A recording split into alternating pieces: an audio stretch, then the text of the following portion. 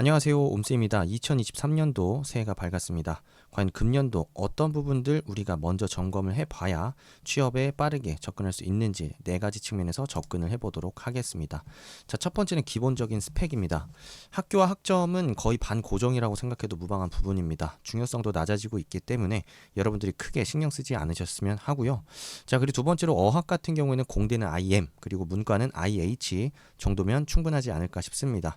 물론 이거보다 낮으면 어떡하냐라고 물어볼 수도 있는데요. 지원 요건에만 맞으면 무관하다라는 점이 가장 핵심적인 포인트라고 생각이 되고, 이 수준보다 낮다고 해서 절대 탈락하는 거 아니니 너무 걱정하지 마시고 지원 시점에 본인이 준비된 만큼의 어학 성적 그대로 제출을 하시면 되겠습니다. 문과 같은 경우에 IH를 제가 제시를 한 이유는 뭐냐면, 영어를 쓰는 해외 영어 관련된 직군 같은 경우에는 실제로 높은 어학 점수가 중요하겠지만 그렇지 않다라고 한다면 어학의 중요성도 계속해서 떨어지고 있기 때문에 그렇게 크게 개의치 마시고 지원을 해보시는 것 자체가 중요하다라는 얘기 드리고 싶습니다. 자격증 같은 경우에도 지원자들이 많이 고민하고 있는 부분입니다. 근데 지금 시점에서 이제 딸 수 있는 자격증이 있냐 없냐를 우리가 고민을 해야 됩니다. 하반기까지 준비를 한다고 한다면 좀 중장기적인 관점에서 준비를 할 수는 있겠으나, 이번 상반기 취업을 목표로 하시는 분들 같은 경우에는 현재 기준으로 했을 때 쉽고 빠르게 취득 가능한 것 위주로 먼저 접근을 해보시는 게 좋겠습니다. 대표적으로 컴퓨터 활용 능력이라는 자격증 충분히 접근을 해볼 수 있는 자격증이고요. 문과 직군에서는 회계 관련된 좀 간단한 자격증들 쉽고 빠르게 취득할 수 있는 것들이 있습니다. 그런 것들을 노려보시는 것도 좋겠습니다. 공대생분들 같은 경우에 당연히 기사 자격증이 있으면 좋기는 하겠으나 실제로 기사 자격증 없이도 쉽지는 않지만 면접까지 합격하시는 분들 있습니다. 마찬가지로 준비된 시점에 맞춰서 그냥 지원을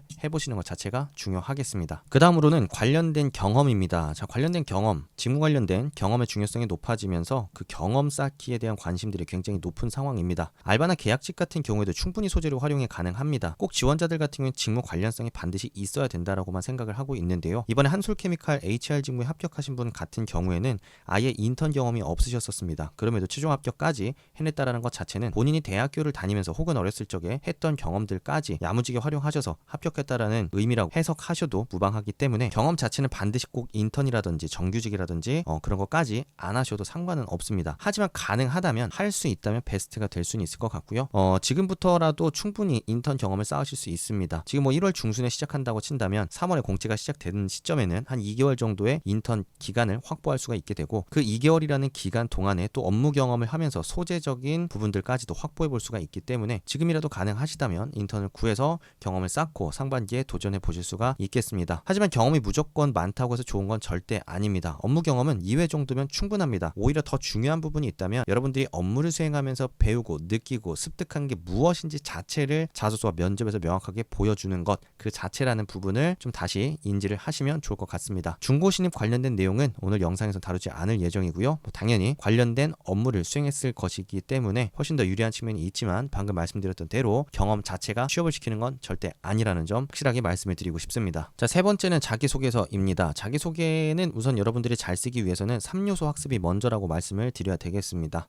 나, 산업, 직무, 가장 부족한 이 두 가지를 이 세 가지 측면에서 모두 확보를 하셔야 되는데요. 바로 첫 번째는 무엇이냐면 관점입니다. 여러분은 관점이라는 건 내가 꼼꼼함이 있다, 커뮤니케이션 능력이 있다, 분석력이 있다와 같은 키워드가 절대 아닙니다. 여러분들만이 가지고 있는 생각, 존경하는 인물, 내가 관심 있는 어떤 주제나 철학, 가치관, 다양한 것들, 여러분들만이 가질 수 있는 본인만의 관점을 찾는 게 가장 중요하다고 좀 말씀을 드리고 싶고요. 그리고 두 번째로는 구체적인 근거를 같이 확보해 주셔야 됩니다. 여러분들이 자소서를 쓸 때 가장 많이 하는 실수 중에 하나가 무엇이냐면, 경험명을 잔뜩 언급해 놓고 그것들을 통해 전반적 이해를 키우고 분석력을 키웠다 라는 식으로 경험명 이꼴 키워드 라는 식으로 자소서를 굉장히 많이 작성을 하고 있습니다. 이래선 절대 안 되시고요. 여러분들이 경험 자체를 돌아볼 때에도 세세한 상황 그리고 해결 과정의 디테일들까지 하나하나 깊이 있게 들여다보고 준비해 내시는 게 정말 중요하겠습니다. 자, 그리고 산업 직무적으로도 마찬가지입니다. 관련된 경험을 찾거나 연결 포인트가 뭐가 있는지를 고민하는 게 아니고요. 이 산업의 발전 가능성이 어떤 부분에서 있는지, 어떤 곳으로 발전을 해 나가고 있는지, 직무적으로는 어떤 구체적인 역할을 내가 수행해야 되며 관련된 트렌드나 이슈는 무엇이 있는지, 하나라도 더 디테일한 내용들을 찾고 공부해야만 지원 동기에서도 여러분들이 포부를 작성할 때 더 구체적인 방향성을 중심으로 내가 무슨 일을 하겠다, 어떤 부분에 기여하겠다라는 좀 더 높은 이해도를 보여주실 수 있을 겁니다. 자기소개서 작성의 기본 3요소 무엇인지 좀 더 디테일한 내용이 궁금하시다면 스펙을 뛰어넘는 자소서 꼭 한번 정독하실 것을 좀 권장을 드리고 싶고요. 자, 그리고 면접으로 넘어가서 면접은 사실 당장에 준비할 부분은 없는 게 사실입니다. 하지만 이제 하반기에 면접 탈락하셨던 분들 같은 경우에는 본인이 면접에서 실수했던 게 무엇인지, 부족했던 게 무엇인지를 꼭 반드시 복기해 보셨으면 좋겠습니다. 그리고 이 면접 복기를 하실 때에도 3요소를 중심으로 내가 부족했던 게 무엇인지, 예를 들면 나라는 측면에서 본다면 남들이 쓰는 키워드를 동일하게 썼기 때문에 차별성이 부족했고 관점이 부족했구나, 경험명만 내가 언급했지 너무 두루뭉술하게 구체적인 상황이나 그런 디테일한 내용들 내가 언급하지 못했기 때문에 설득력이 떨어졌을 수 있겠구나 라는 식으로 3요소 중심으로 하나라도 더 좀 디테일하게 문제점을 파악하셨을 때 금년도에도 명확한 문제점 개선을 해내실 수 있겠습니다. 자, 그리고 자소서 준비 과정에서부터 여러분들이 연습을 잘 해주시는 게 금년도 면접 한 번에 푸실 수 있는 가장 중요한 핵심이 되겠습니다. 앞서 말씀드렸던 두 가지 측면, 관점과 구체적 근거가 필요하다고 말씀을 드렸는데요. 이 두 가지야말로 면접에서 가장 중요한 답변의 줄기와 그리고 가지가 되겠습니다.